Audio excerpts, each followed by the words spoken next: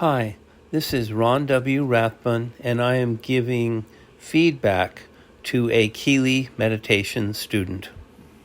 It would be best to understand really what the power of detachment really is. Like, the more that you cannot be affected by somebody that is, the easier your life is going to be.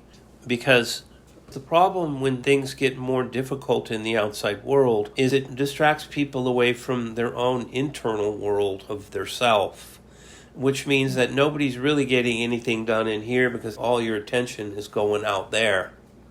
When it comes to understanding how to get into mind and knowing you get triggered and knowing how to deal with what kind of gets triggered up here in the lesser Kelee, and the ability to be able to look and understand from inside you what is happening outside you. Most people don't have that luxury. Once you get into the mind, you can begin developing more and more space for yourself inside of your Kelee, for you to be able to utilize a free space in time in your mind that isn't out there in the world anytime that you have communication with other people. Remember that once you get into the mind, you can begin to communicate with your mind with second points inside of your mind, namely your spiritual development and what affects you personally associated with your life, not what affects you in the secondary world outside you in the world. But being able to continue to know that, once again, this is the spiritual path for us to learn to find harmony inside ourselves, independent of what's going on in the world. It is, in point of fact, the only place that we're going to do it anyways. I mean, it's a beautiful thing in the world if there's peace, because in an outward sense, everything flourishes. I mean, this is a known thing. In times of peace, you have a renaissance. Right now, we're in the dark ages. That's what's happening. I mean, everybody's in a panicked state as to, what's going to happen, not only in their country, but with people that they know. And, this is a huge distraction.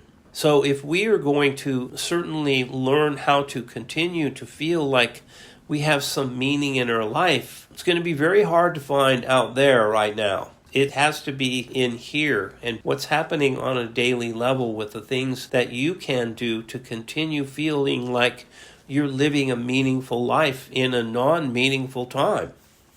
One day down the line, when all of this kind of comes back to some form of rational living, then things can, in an outward sense, begin to progress again. But until people start caring about people, not just their self, but other people too, this isn't going to turn around. And there's a lot of people who just want to blame. What does that solve? Nothing. You can continue to detach, to continue your spiritual development solely associated just with you. This is the ultimate form of being non-selfish, is learning to be a better person for yourself. So in essence, you will be a better person for everyone you meet in your life. When you get into a non-reactive state inside of yourself and you're around people who are reactive and they feel your vibration, they'll calm down. That's a beautiful thing to be able to share with people. What a lot of people don't understand about having to deal with difficulty in the world is, how does the intellect compare to something difficult in the world inside of your own mind and not get triggered? Usually it does happen. And that's usually when a person sees something that might not feel good to them. And it's very easy for the intellect to get into a place to convince itself that, well, it's not that bad.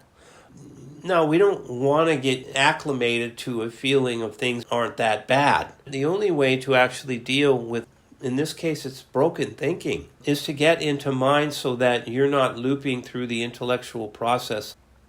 When you can get into a place where you can detach from the problems of the world, you can actually get into a place where your mind can actually see what to do about it.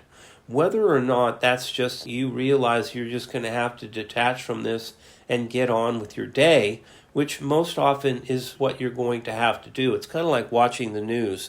Like, what are you really going to do about that? Nothing, right? It's helpful in small amounts to know what's happening in the world.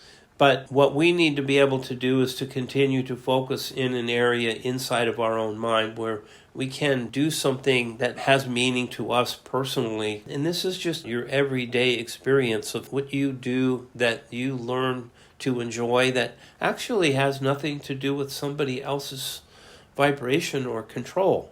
Just because something good isn't happening in the outside world doesn't mean that you have to feel bad in your inside world. When we grow up in a world where so much of what we do is all based on socialization and how things are going in an outward sense, that's not where our mind actually lives. Our mind actually lives in the feeling of us, not the feeling of the world. When we recognize that, sometimes things from the outside world end up inside of our inside world, and this becomes the point of study. All you have to do is to get into mind and feel good about yourself, and that's what will happen.